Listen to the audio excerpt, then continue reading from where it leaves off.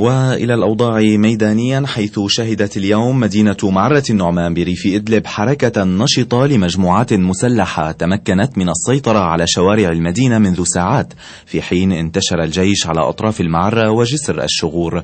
مراسل شام اف ام قال إن القوات المسلحة تتمهل في بدء عملياتها هناك، معطية فرصة لمن يرغب من المشاركين في التمرد المسلح بتسليم نفسه، في حين قالت وكالة سانا إن عددا من رجال الأمن قد سقطوا شهداء بعد مهاجمة تنظيمات مسلحة لمفرزة أمنية في المعرة. كان المسلحون قد نصبوا كمينا لعدد من المراسلين الصحفيين المتواجدين مع الجيش حسب ما أفادت معلومات خاصة بشام اف ام، ولم يصب أي صحفي بأي أذى. مراسلنا قال أيضا إن المسلحين قاموا بإحراق جميع المراكز الأمنية وقصر العدل والمستوصف ومقر الجيش الشعبي، كما تم نهب منزل مدير المنطقة وحرق السجن بعد سرقة أوراق رسمية. المعلومات القادمة من المعرة تحدثت عن امتلاك المسلحين لأسلحة متطورة ورشاشات وبنادق أمريكية. في ذات السياق قالت وكالة سانا إن السلطات ضبطت أسلحة ومتفجرات وشرائح هواتف تركية مع عناصر التنظيمات المسلحة.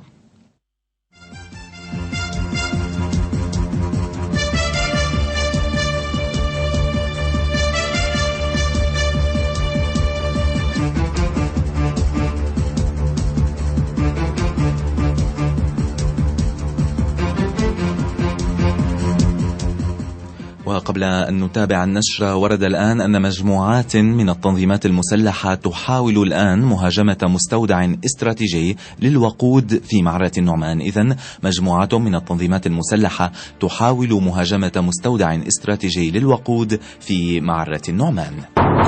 كان أمين متحف معرة النعمان قد قال لشام اف ام إن المتحف بخير ولم يتعرض لأي أذى، وذلك بعد مساهمة الأهالي بحماية المتحف. المتحف كان قد تعرض لتهديد من قبل المسلحين باقتحامه، كما تعرضت العديد من المحلات التجارية في المعرة للنهب، منها معرض لشاشات وتلفزيونات سيرونكس، ونهبت بضائع بقيمة 1,000,000 ليرة سورية، فيما نظم أهالي معرة النعمان لجان شعبية لحماية المباني العامة. الأنباء أفادت أن المسلحين قد اقتحموا المركز الثقافي الجديد في كفر نبل وسرقوا محتوياته وتجهيزات تقدر ب250,000 ليرة سورية.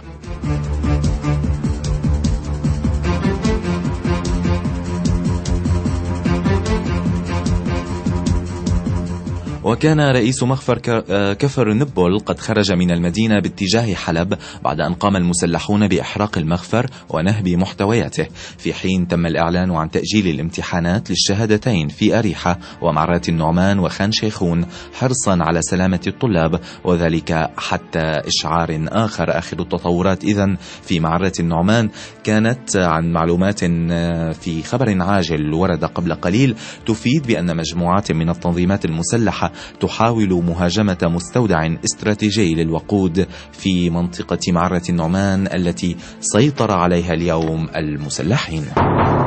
وذكرت ذكرت وكالة سانا أن وحدات الجيش استطاعت إلقاء القبض على مجموعتين مسلحتين في جسر الشغور. سانا وصفت المجموعتين بالقياديتين، وكانت وحدات من الجيش بدأت بمحاولة دخول جسر الشغور منذ يوم أمس. في لبنان نفى حزب الله مساء أمس الشائعات التي تحدثت عن مشاركته في المواجهات العسكرية الدائرة في بعض المناطق السورية، ووضعها في خانة التحريض المذهبي والطائفي. الحزب أوضح في بيان له أن كل الجهات التي تروج لهذه الشائعات هي جهات فاقدة للمصداقية، ومع ذلك نجد أنفسنا، يقول الحزب، مضطرين للنفي لكثرة هذه الأكاذيب التي نخشى أن يصدقها بعض الناس الطيبين، ومع ثقتنا بأن سوريا قيادة وشعبا وجيشا قادرة على تجاوز هذه المحنة بحكمة وصلابة إن شاء الله.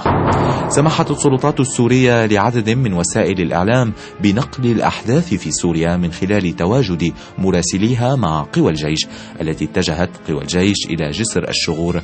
كانت بعض الفضائيات قد رفضت المشاركة في التغطية بحجج كثيرة. ريما الزرزوري والتفاصيل. بعد شهرين من النداءات المتكررة من قبل وسائل الإعلام العربية والأجنبية لدخول الأراضي السورية، وزارة الإعلام سمحت بذلك. مجموعة من وسائل الإعلام المحلية والعربية والأجنبية ترافق الجيش في عملياته بإدلب. نداءات تكررت من قبل محطات لم تلبي دعوة الوزارة وغابت عن التغطية: LBC، الجديد، سانا، التلفزيون السوري، أسوشيتد بريس وغيرها من وسائل الإعلام موجودة في إدلب. خوذة وسترة المراسل الحربي تواجدت في مكان الحدث لينقطع الشك باليقين وليتعرض هؤلاء للخطر الذي تذرعت به الوزارة في السابق كسبب لمنعهم من التغطية خوفا على حياتهم. فالمراسلون وخلال اليومين الأولين للتغطية تعرضوا لكمينين من قبل المسلحين، روى لنا تفاصيلهما مراسل التلفزيون السوري عبدو حليمة. الكمين تعرضنا للكمين، نحن دخلنا مع الجيش عند أول جسر الشغور، مجرد عند المدخل تماما. مجرد ما وصلنا نحن كإعلاميين بدنا نصور. أول ما نزلنا من السيارات كانوا جاهزين، بدأوا يعني يقنصوا يعني ويطلقوا النار بشكل كثيف علينا وعلى الوحدات الجيش اللي موجودة، يعني كانوا مستهدفينا. فبحمايتهم نحن رجعنا شوي، حمونا شوي هيك وصاروا يردوا على النار لحتى نحن وصلنا لمكان لبيت هنيك أحد المنازل وتحصلنا فيه. ورغم كل شيء بقيت القنوات التلفزيونية تعرض روايات متناقضة، قصص كثيرة قالت بعض المحطات إنه لم يتسنى لها التأكد من صحتها على الرغم من رفضها للخروج في التغطية برفقة الجيش، والتي ربما آثرت الاستعانة بمراسليها من على الحدود التركية السورية، أو ربما عبروا هذه الحدود خلسة ليواكبوا الحدث على طريقتهم. ريما الزرزوري، شام FM. سياسيا، قال المتحدث باسم الأمم المتحدة إن الأمين العام بان كيمون حاول الاتصال بالرئيس الأسد الخميس، لكن قيل له إن الرئيس غير مرتاح.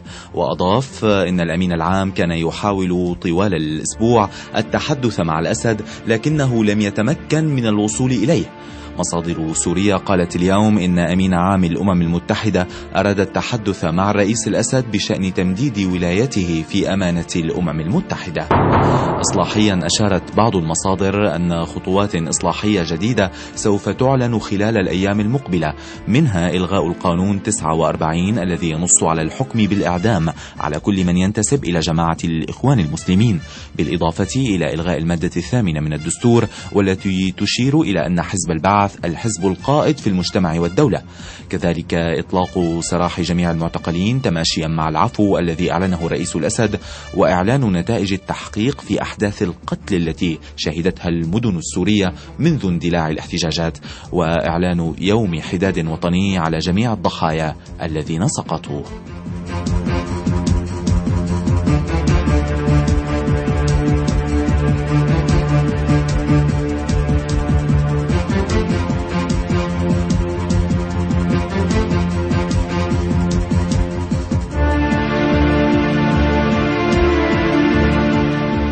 خبر عاجل جديد: وحدات الجيش تمنع المسلحين من الهجوم على مستودع استراتيجي للوقود في معرة النعمان.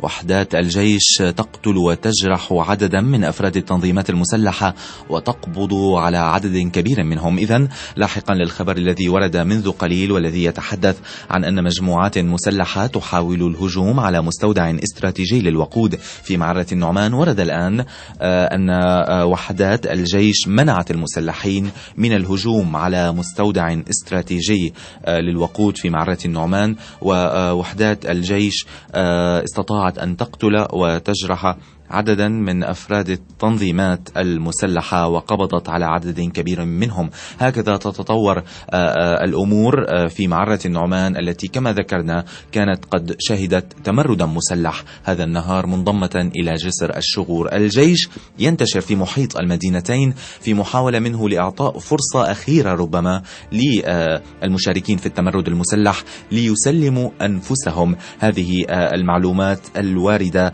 من جسر الشغور ومن معرة النعمان. في ذات السياق نحن نحاول الاتصال بمراسلنا هناك، لكن يبدو أن هناك طيب رح ننتقل بعد شوي لخبر آخر في هذه النشرة، لكن يعني الزملاء بالكنترول وبغرفة الأخبار رح نطلع ننتقل لأمريكا. عن اليوم إذا سمعتوا نشرة أخبار الخميس فكنا قلنا أنه اليوم في تجمع لعدد من السوريين أمام البيت الأبيض تنديدا بالممارسات أو السياسات الأمريكية تجاه سوريا. عم نسمع الصوت من واشنطن مباشرة من أمام البيت الأبيض. هذا الصوت اللي رح تسمعوه هلأ. الو، مساء الخير دكتور. اهلا حبيبي، كيفك؟ مين عم يحكي؟ اهلا وسهلا فيك، انت على الهواء عبر شام اف ام. انا قصي بالتقديم. سمعت انك في حوالي ما يقارب 1500 شخص وعم تسمع اصواتهم بعد هلا قدام البيت الابيض. انا شايفه بعيوني على بعد حوالي 200-300 متر. هي على شام اف ام، اوباما موجود قدام البيت الابيض وانا شايفه بعيوني من هلا من هنا. طيب فيه مقابلنا حوالي 100 شخص معارض، بس ولا بيجوا 50 شخص ولا بيطلعوا 50 شخص. قديش عددكم انتم دكتور؟ وانا قبل بس ما اخذ منك هذا التفصيل، عفوا انا ما عرفت الاسم. الدكتور؟ انا الدكتور محمد ابراهيم، عم بحكي من امريكا. اكيد، اهلا وسهلا فيك دكتور محمد. تفضل، عددكم وشو اللي عم بيصير امام البيت الابيض الان؟ عددنا حوالي 1500 شخص جايين من حوالي 2 أو 3 ولايات بس من الولايات المتحدة، والتجمع صاير قدام البيت الابيض، مقابل البيت الابيض على حوالي 100 متر 150 متر عن الباب تبع البيت الابيض. اوباما واقف قدام البيت وانا شايفه بعيوني هلا والشباب. طيب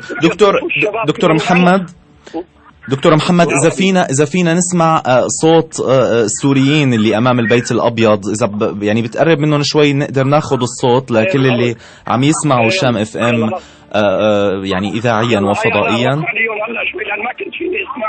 نعم، نحن يعني بنشكرك وعم نعذبك معنا ناخذ صوت من امام البيت الابيض. سامعون هيك؟ عم نسمع،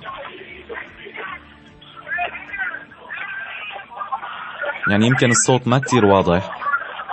النشيد العربي السوري إذا عم يغنوه الآن.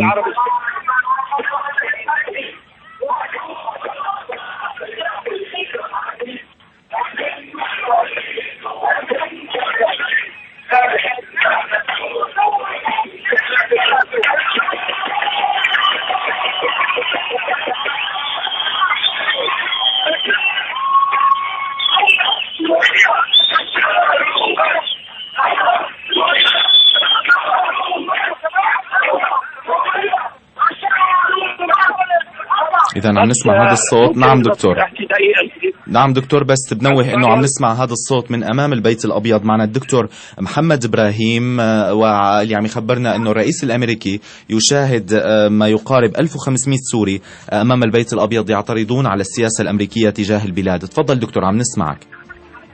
بس بدي ابعث رسالة، هي الهدف من كل هاي المظاهرة، هي رسالة إلى الشعب السوري، إلى الشعب الأبي السوري. نحن هون ما تاركينهم لحالهم، نحن هون عم نحاول نعمل قدر جهدنا، وإن شاء الله راح يبدلهم الأمريكيين. وطبعا مو بس أوباما اللي شايف المظاهرات، شايف في تجمعات أمريكية كبيرة، وبينت إنه بكمية الأعداد الموجودة بين الاثنين كيف الرؤية، وعم يتقربوا منه ويسألون شو اللي صاير. دكتور، في وسائل إعلام أمريكية أو عربية عم تغطي اللي عم بيصير؟ في بينين وسط تمثين، واحدة أمريكية، الثانية ما بعرف بالضبط من وين هن، بس في واحدة ثانية أمريكية. بس أنا بعتقد على أساس إنه كانت CNN جاي، بس لحد الآن ما شفتها. بس anyway كل هاي رسالة، ونحن بس لازم نتوحد بالخارج وبالداخل، ونبرهن لهم بالخارج مين نحن ومين بنحب نحن ومين بده يكون رئيسنا وحتى. طب دكتور، بس سؤال أخير لو سمحت، يعني نشكرك كثير على انضمامك إلنا، بس أي ساعة بلشتوا وإمتى رح تخلصوا لحتى إذا في حدا عم يسمعنا بأمريكا؟ الساعة 2 بلشت ورح تنتهي الساعة 6 المساء. يعني بعد قديش من هلا؟ يعني بعد 3 ساعات ونص من هلا رح تنتهي هي. دكتور محمد إبراهيم من أمام البيت الأبيض في العاصمة الأمريكية واشنطن، شكرا لك، وأكيد سلامنا لكل الجالية السورية في أمريكا وفي كل أنحاء العالم.